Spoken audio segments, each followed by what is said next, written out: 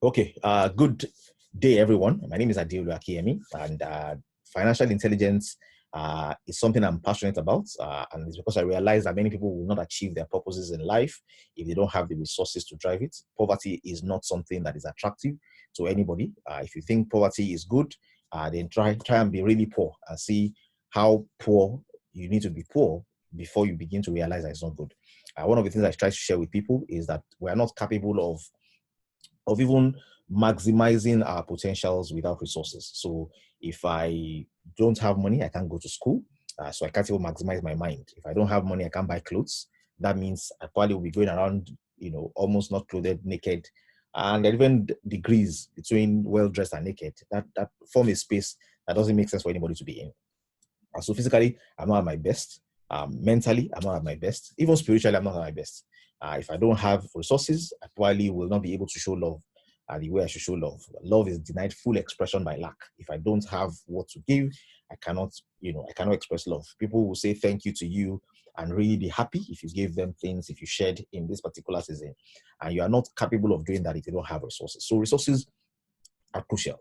And so I like to dedicate a lot of time into enlightening people, because I also realize that people have dreams. People have the things they want to achieve. People want to build orphanages. People want to go to Allen Avenue and remove all the prostitutes from the streets. People want to stop corruption. People want to create hospitals that can serve the community free of charge. People want to create free education schools. They want to bless other lives. They want to impact society. But guess what? They are limited by resource. That if you are not financially free, your dreams do not become a priority. For as long as you need to work to survive, work to eat, work to push your life forward, you will not focus on the things that you will do if financial freedom became your reality. So I realized that people need to be free. Freedom is essential. And if I'm not free, then the things that I really want to do, I may find that I cannot do them. And that's why it's important to talk about this, because people are limited. People are not operating in the fullness of their capacities because of lack. Okay, so very quickly today, what I want to share is we've been talking about money paradigms. We talked about the first money paradigm. We'll talk about the second one today. We're on the third one. I'm going to do a quick recap so that we know where we are. But this is grossly important, because wherever you are, if you will live your best life, if you will achieve significant things, if you will make impact in the life of others, it will be because you are no longer worrying about yourself. You're no longer bothered about yourself. You're no longer so selfish as you would normally be, because you have put a few things in place that ensures that you don't need to worry about yourself. You have built a system to basically take care of your basics so that you can launch out and do as much as you ought to really be doing. So the conversation we want to have today is around how can I ensure that I'm living my life this way and I can achieve these key things. Hello.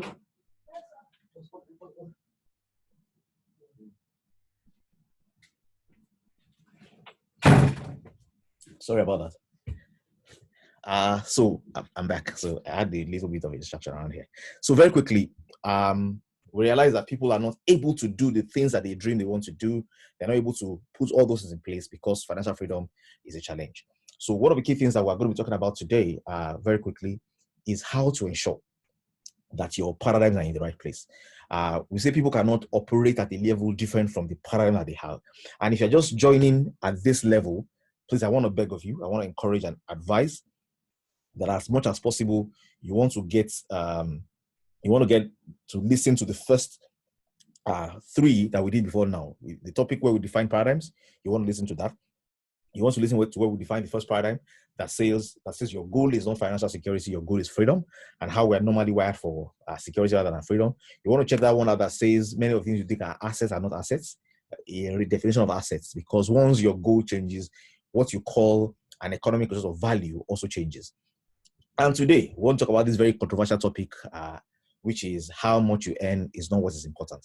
And I know that many people are here today who earn well. Many people are here today who don't earn well and hope and wish they could be like the people who earn well.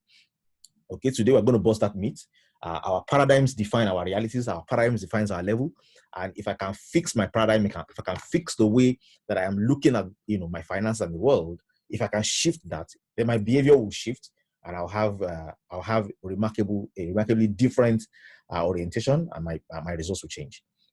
So over the course of the last few weeks, we'll be talking about the money paradigms that you need to shift.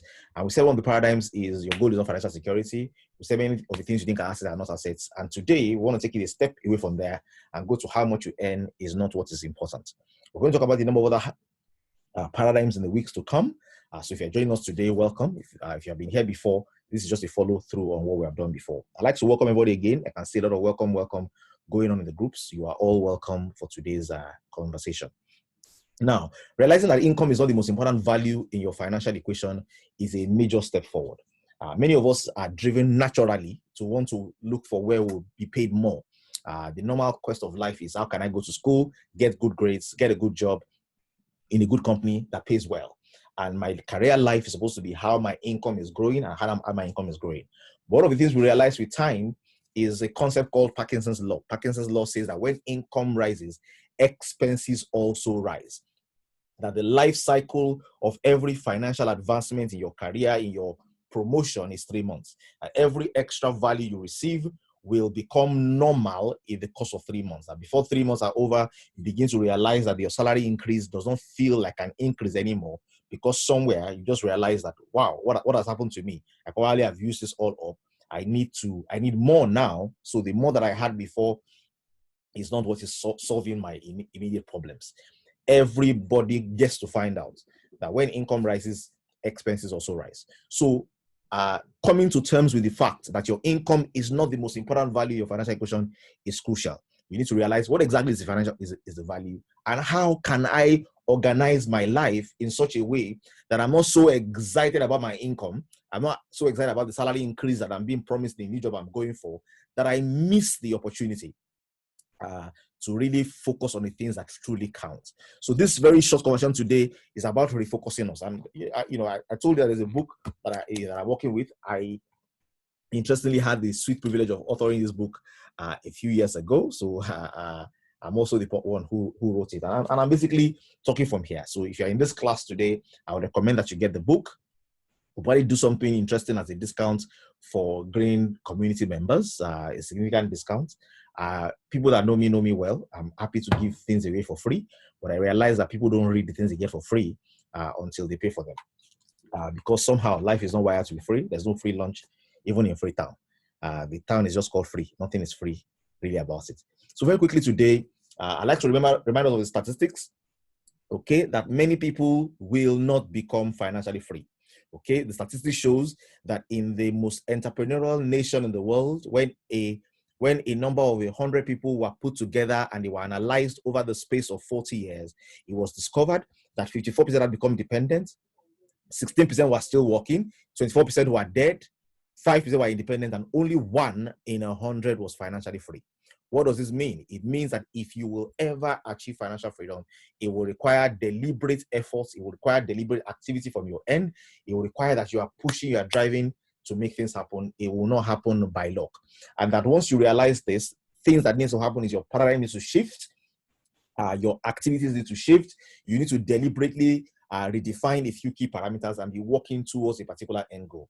And in order to work towards this particular end goal, one of the things that needs to change, some of the things that need to change are these paradigms. And today we are attacking these paradigms and checking them out and reviewing them so that you can have a better view, essentially, you can have a better and different view about how our life should run. And once you can have this different and better view about how life should run, guess what? It should affect your results and your output as well. So the first one we'd like to talk about today, the one we would like to deal with today is the one that says, the most important thing is not your income. And I'd like to talk about the story of two interesting people. In this table you have before you, you can see the my slides in front of you here. We have two people. We have Grace Groner and we have Richard Fuscon. You can see Grace Groner by the left and you can see Richard Fuscon below her. And if I asked you today, and I would like to ask you so that you can put your comments in the window there, listen to me. If I asked you who is most likely to succeed, who is likely to be financially free, who is likely to live a life of their dreams, is it Grace Groner or is it Richard Fuscon? Okay, just type your answer there in the window, your sincere answer. And for perspective, this is what this is who Grace Groner is. So as you're answering, be thinking about this. Grace Groner was orphaned at the age of 12. She never drove a car. She lived most of her life alone in a one-bedroom house and worked her whole career as a secretary. She was by all accounts a lovely lady, but she lived a humble life. Okay, that's Grace Groner. And then you have Richard Froscone, educated at Harvard University of Chicago. He became so successful in the investment industry that he retired in his 40s as vice chairman of Merrill Lynch, Latin America division, to pursue personal and charitable interests. So who is likely to be free amongst these two? Who is likely to live their lives into a space where they become financially free? Okay, somebody said Richard Froscone, Richard Froscone, Richard Froscone. Somebody says logically Richard Froscone. Mrs. Pelumina says Grace.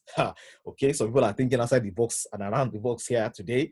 But if you look at this, orphaned at 12, never drove a car, lived in a one-bedroom apartment, worked her whole life as a secretary.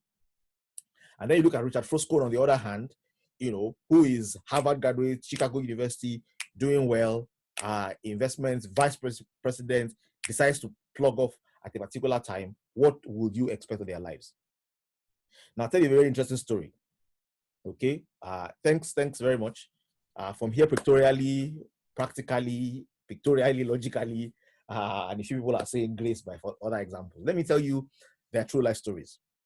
So the true life story was Richard Groner, okay, living in this one-bedroom apartment as a secretary, bought some shares very early in her career, bought some investments in the company she was working with. Nobody knew there was anything exceptional about her life. She interestingly was graced with a long life. So she lived to be like 100 years old, a little bit above 100. And guess what happened? At the time of her death, she shocked our school, our alma mater, by donating $7 million as a to a foundation, as a fund to support the school, to support the indigent students through scholarships for university. Nobody in this world will ever have believed that she had access to $7 million. With $7 million, you can make an investment that will pay you in perpetuity, month on month. If financial freedom was your goal, you had it right there. This was what the reality of Richard Froscone, of Grace Groner was. Around the time when she died, she left this inheritance and everybody was wow at this kind of reality. Around a week after she died, a news came up in the newspaper as well about the man Richard Froscone. He hadn't died, but he was filing for bankruptcy. He had become bankrupt. He had lost all his reserves. He had no money of himself. He had become broke. And the only thing that he had to be able to pay back some of his loans and get a few things together were the furniture that his wife owned. Literally, Richard Froscone, Harvard graduate, amazing school, best, vice chairman of one of the most renowned investment companies in the world, in the Latin American division, who retired at the age of 40 to pursue charitable proceeds and become bankrupt before he died. Meanwhile, Grace Groner had gone on and gone ahead to die, leave an inheritance behind for people that went, our school, the school that she attended, and essentially was creating a system to ensure that a lot more other people will be blessed after them. Very clearly, it wasn't a matter of their income. It was a matter of a lot deeper than how much they were earning, because the secretary's salary from a birthplace or a life to retirement couldn't have been phenomenal.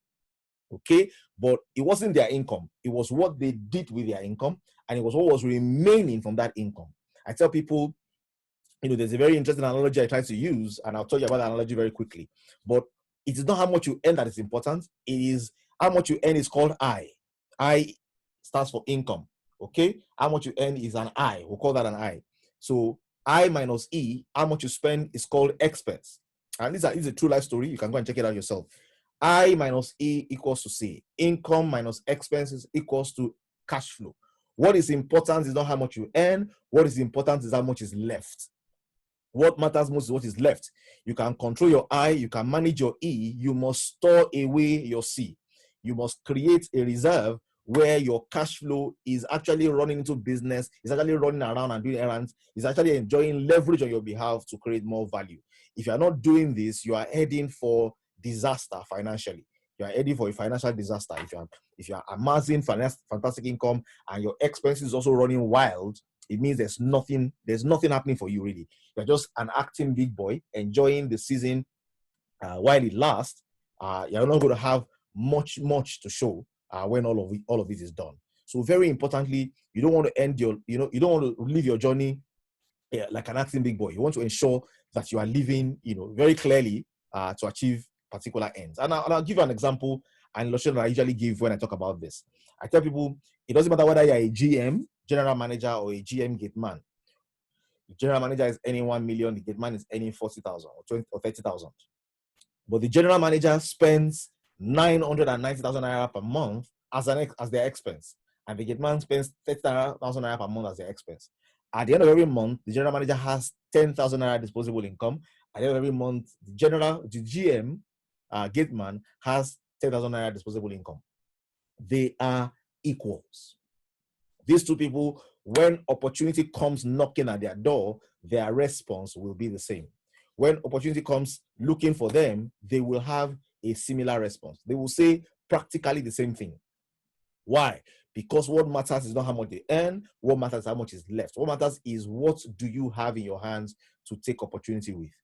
Many people are doing very well in various businesses, but they do not have any disposable income. They do not have any response when opportunity comes. Opportunities come and passes by them regularly because they have not kept any reserve. I tell people POOR. POOR is an acronym. It's an acronym for passing over opportunities repeatedly. Passing over opportunities repeatedly will become your reality if you are not keeping anything back from what you are earning. So it's good to have fantastic income, but expenses will always rise to meet income, except a deliberate, proactive decision is made to say whatever it is that comes to my pocket, that which will go into cash flow, which I will use as reserve to do other things, is predefined. And let me tell you something, the more exciting your job, the more exciting your income, the more likely you are earning well, the more likely that the things that will call your attention for expenses will be more. I tell people money has attitude. So the moment there's money in your hand, the things that normally you should cope with, you should find appealing, something begins to tell you in your mind, don't you think your children shouldn't be going to that kind of school? Don't you think you are more than that level? Don't you think you shouldn't be living in that kind of space? Don't you think you deserve better? Don't you think this should be more? And guess what? That's the way expenses gradually rise to meet income. Except you have a deliberate step to say, you know what? Come rain, come shine, I will expand my life. I will live better. I will not be, penny wine and pound foolish. I will not try to suffer until I can enjoy in the future. I will carry, I'll try to carry myself along. But I have a commitment to a cash flow value that I must keep aside every month to create other value, to put the work I'm doing, to put the resources I have on an assignment that ensures that it can produce more. To enjoy leverage. I actually at this point do a breakdown of the salaries of high income people and do a breakdown of the salaries of people that don't earn much. And if you analyze and break it down, the chances that you are spending more than you are earning because you are earning well is higher than the chance that you are spending more than you are earning if you are not earning well. It means those who are earning well have a temptation of following and keeping up with the Joneses that they need to watch, because what is most important is not how much you're earning. What is most important is how much is left. Okay? And I think this is very important. Now, if you analyze this well and you look at this very well, there are a few things that you need to look at here. Your expenses, you can control. Okay? You can control your expenses. Your income, your income is defined. Your income is defined. You can increase your income by getting a better job. You can increase your income by increasing your business run rate. Sometimes I get amazed when people are saying, can I do less business? No, you can't do less business, because the normal trajectory of life requires that you need more to achieve more. No matter how much I tell you about financial intelligence today and how you can manage your expenses, you will not leave the house you are in currently. Because leaving that house, yes, if you've gotten a mortgage already, you already have a mortgage on that house. If you rented the house and you're paying rent, you already paid rent for 2 years. Anywhere else you're going for 1 year, you're already doing a cycle of 1 year. Anywhere else you're going will demand 2 years from you. It's not practical. You're not going to change your children's schools in the middle of the game. You're going to let them run the term through. And if you want to find a new school, they either have to be in GS1, SS1, or a new season is starting. Otherwise, you have to keep up where you're going. Meaning that your expenses are really, really, really, are not susceptible to significant control. You can control a few key elements that currently are classified as waste. You can remove the cancer. That's what you can do. But the real meat of the things you have already indulged yourself in have come to stay. That means your income must grow. And if you're a career person, it means you're working hard, you're building your profile, you're developing yourself, you're learning new things because you want to become more attractive, more useful, and find a bigger space to operate in. If you are doing business, and your turnover last month was 2 million, your turnover needs to increase to 3 million. COVID-19 or no COVID-19, you need to find out, how can my business do better? How can I enlarge, expand, and be bigger? Because guess what? Your expenses have stayed. Your income needs to grow. And guess what? Even your income and your expense are meeting regularly in your visitor's room, and they're having a conversation. Your income is telling your expense, I will grow. And your expense is responding, I will follow. In fact, your expense is telling your income, your people shall be my people, your God shall be my God. Everywhere you go, I will follow you. Your expense is Esther. Maybe that's the reason why the both start with E. Okay? But guess what? There's a commitment to ensure that normally, as your income grows, your expense wants to grow. You need to make a commitment to yourself to say, you know what? I need to watch this difference. And there are a number of things that can happen. So I say I minus E can be negative. You can be earning less than you're spending. If you're earning less than you're spending, what you're definitely saying is that your future is not as good as your present. It means you are borrowing from the future to service the present. It means that you are using a $20 torchlight to look for 1 penny. Essentially, it's better you stay at home. If your income is equal to your expense and there's no difference, it means your life is going to continue as it is. And if there's inflation, your life is going to be worse than it is. I'm sorry for such harsh words, but I usually like to shock people out of their current state so that you know I need to do something about this. And I'm making it very clear to you that what you want to do about this is not your expense, because your expense has come to stay. Your children's school fees will not change. Your house rents will not change. And you will not change your house as well. You're not likely to sell your shoes. You'll still be wearing what you're wearing. You might just cut out on buying new ones. So your current expense profile is likely here to stay. The only things you can remove from it are the wastes. Now, if you can remove the waste from it and your income is better than expense, it means you need to increase your income. If your income is better than your expense and it's positive, and there is nothing you are doing to the savings, then your savings is waiting for crisis. Now, listen to me very carefully. If you are earning more than you are spending, and there is nothing you are doing with the reserve, you are not actively sending an errand, you are not actively doing something with it, you are not driving the value with it, you are not using it as an investment, if it's not doing anything and it's being kept somewhere, trust me, it is waiting for a crisis to happen, and then you realize that everything you have saved will go into a particular purpose. So what do you want to do? You want to ensure that your income and your expense gives a cash flow. What is more important here is not your income. What is important is what is left, the cash flow. And this cash flow has a definitive assignment that it needs to have. It needs to be put in a place where the only direction it goes from there is into the future. It's into an investment. It's into creating a system and value that ensures that it can become financially free. Remember, the part we're dealing with today is people get carried away with their income. They lose sight of the opportunity that exists in the cash flow. You don't want to be in that space.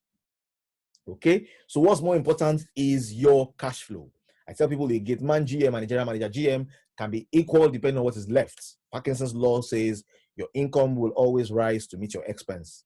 And if that is the reality, what you have left, if it is positive, it is negative, and it's being used for something, defines what happens. And I've just basically shown you with a small formula what that looks like.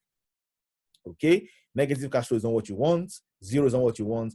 And if your positive cash flow is still an income, then you find yourself living in a cycle. But if you have positive cash flow, if you are creating reserve and you're telling yourself, this is what I want to spend this cash flow on. So the story I shared with you, the story of Grace Groner,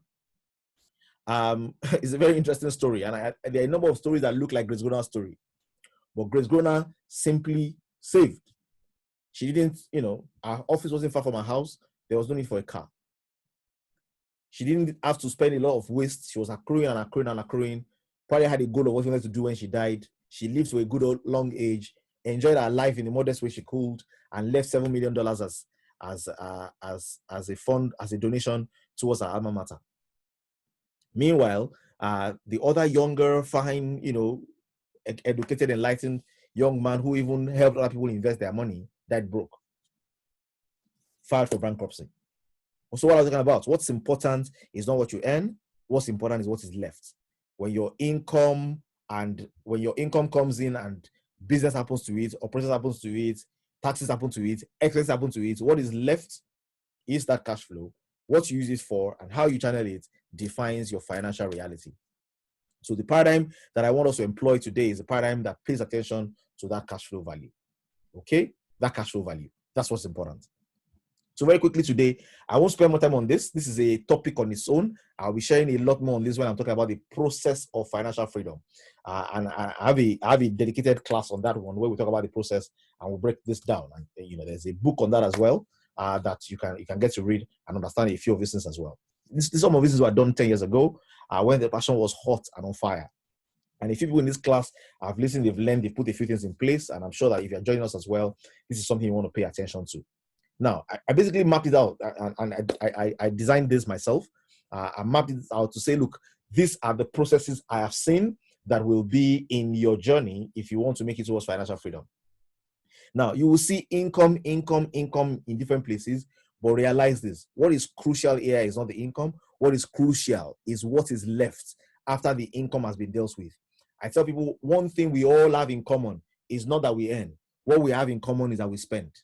Whether you are working or you're not working, you are spending. Okay? Whether you have cash or not, you're spending. You're spending your life, you're spending your time, you're spending your energy, you're spending your resources, you're spending. That the only thing you can do to make a difference in your reality is to ensure that you do what allows you to earn. You do what allows you to create value and then earn. And earning is not a bad thing because earning is a result of creating value. And it doesn't matter how big that income is, it matters that you are able to put something aside. Many times when we pay cash flow, and this is something I like to play a lot. If you listen to Mrs. Ogunle, she shared that I organized for her to play cash flow. I play cash flow, I do training, and then we do debrief sessions, analyze a few things and say what has happened here. You realize that many times the janitor can come out of the rat race before the pilot. You realize that the secretary can come out of the rat race before the medical doctor. Now, in developed countries, doctors earn well, engineers earn well, pilots are not doing badly. Janitors, nurses, teachers, secretaries, well, nurses earn well in developed climes. So janitors, teachers somewhere in the middle, lower middle, and then you have a number whatever, don't earn as much. But guess what? It doesn't matter. You can be out of that rat race ahead of anybody who is any more than you by paying attention to your cash flow, by sending your cash flow in the right direction. And I'll tell you something. There's a principle I call the storehouse law, the principle of the storehouse, or the law of the storehouse. And this is very, very, very important. I'd like you to pay attention to this because this will make a big difference for you as well. Now, I tell people, look, if you have income and you have expense and you're not doing anything with what is left behind, you realize that you find your life in a very interesting cycle. You find yourself earning, spending. 20 years can pass. There are businesses that have been selling the same crayfish of 4,000 naira capital, and they've sold it for 50 years. And they're still on that same level. They're still really, really playing at that same level. Nothing has changed. Nothing is new. They're still finding themselves in that grind. But guess what? If you're going to be able to break away from that grind, it is because you will create, when your income comes and your expense goes out, what allows you to break away from that space is your cash flow. In fact, I tell people it's almost a spiritual principle that when you begin to reserve money, even if it is small, the moment you begin to practice the discipline of what you see in step 5, so you have 1, 2, 3, 4, 5. By the time you begin to do C1 plus C2 plus C4 plus C5, and you're beginning to accrue and create some kind of reserve, it fuels you with confidence that makes you attract more income. Okay? The moment you can have a storehouse, it has an influence on what comes in from harvest. Now, I can't explain this to you in, this is part of another course, but, and I'll talk about financial intelligence laws. There are 21 laws that I try to talk about. We're going to have sessions for that. This is 8 paradigms you need to shift, and this is one class. But guess what? Just note this. By forming a discipline of creating reserve, no matter how small, you will find yourself operating in an interesting persona that makes you more, that makes you attract value more, that makes you attract resources more, because somehow you are operating in a space where you have more ability. I usually teach you this way. I say, everybody is where they are because that's where they deserve to be. And forgive me if where you are is not where you want to be.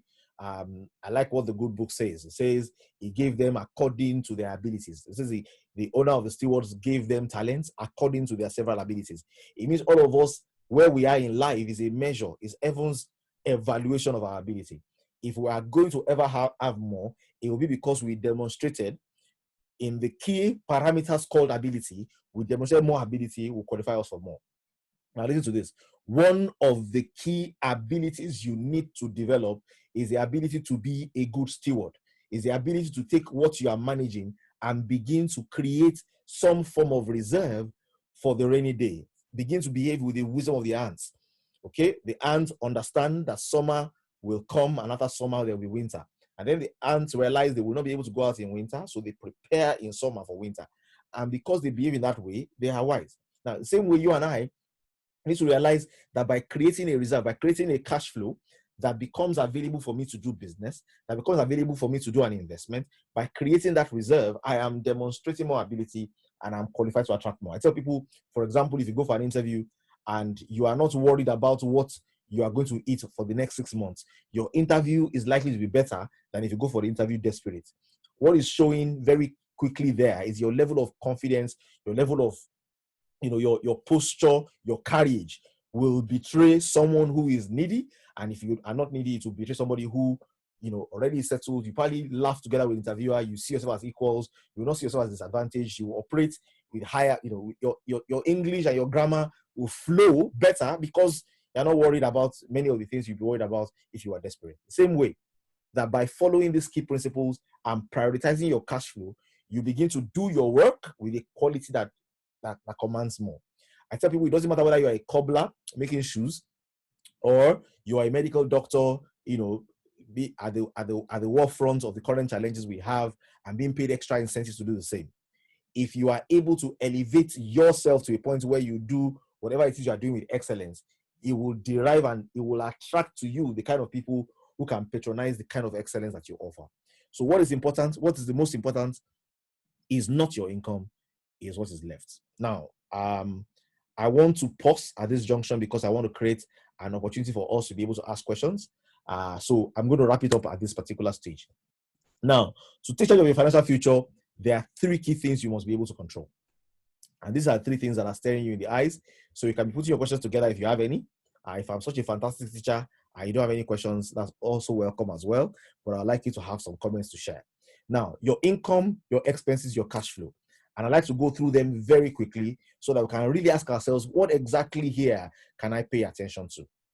Your income. What can you do about your income? You can increase your income. You can grow your income. You can look for opportunities to do more, to create more. What are the opportunities you have to create more income? I tell people you have work, can get a job and get paid. You have deals, once in a while things you do that don't affect your job, affect your work, or affect your regular hustle. You can be doing business, and that's if you're doing it full time, you're unplugged from work and you're running your business. 4, you can collect gifts. Okay, gifts are also allowed, something that is worthwhile that allows you to earn some good income as well. So you can collect gifts. Generally, if you look at it, these are the places you can get direct active income from. Or there are places you can get passive income from. You can get passive income from about 5 sources. There's real estate, there's paper investments, there's automated business, there's royalties, there's sales referral bonuses from systems you have built over the time past. This constitutes income. To increase your income, you know what to do. Expenses, you can manage your expenses. And I say manage because reducing your expenses is tough. Okay, you can manage it. You can tell yourself, how do I ensure that the level I am in today, I don't want to, I want to manage how I grow. I don't want to grow at the same pace as my income is growing. I don't want to leave it loud. Many people, you can see how much they have by just seeing them. By seeing them, their clothes have changed, their cars have changed, everything around them has changed, but nothing really has changed because the most important thing has not changed. They're still doing the same cash flow from when you knew them from the beginning of time. No, manage your expenses. Ensure that as your income is growing, you manage your expenses. Nobody is evaluating your life or loving you more by virtue of how much you're spending. People that you're trying to dress to impress, you're trying to do to impress, don't care about you. People are too busy worried about themselves, thinking about themselves, trying to make an impression themselves. They don't care about the impression you're making. So don't cut your nose to spite your face. Don't push yourself too hard. Live within your means, manage your expenses. If you've grown wild already, stay within the boundaries of your current, dimensions of being wild. Increase your income, manage your expenses.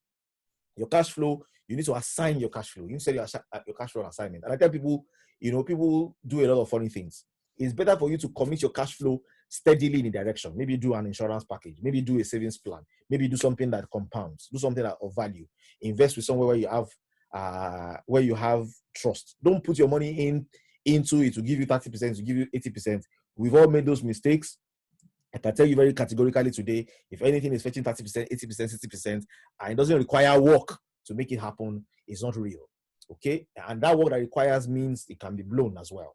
So you want to look at your cash flow and send an assignment. I tell people, listen, if a small child is selling gala on the express, we call it child abuse. And why do we call it child abuse? Because that child is too young to sell gala on the express. The work is not a bad work. It's risky work, even for adults. And for children, it's clearly child abuse. Even if it's not on the express, anywhere a child is selling something, because it's too young for that thing that it's doing, it's called child abuse.